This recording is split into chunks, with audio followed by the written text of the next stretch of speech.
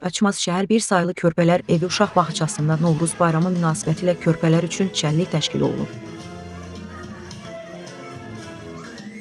Tədbirin açılışı bağçanın kollektivi və körpələrin sevimlisi Kəmalə Sultanova tərəfindən edilib. O çıxışında bağçanın kollektivini, körpələri və valideynləri Novruz bayramı münasibətilə təbrik edərək onlara xoş arzularını çatdırıb. Açılışdan sonra tədbir bayram əhval ruhiyyəsində davam edib. Körpələr müxtəlif personajların obrazında çıxış edərək şeirlər söyləyib, əkslər edib və maraqlı səhnəciklər təqdim ediblər. Balacaların personaj obrazlarında səhnəyə çıxması tədbirin daha da rəngarəng və şən keçməsinə səbəb olub. Həmin tədbirdən görüntüləri sizlərə təqdim edirik.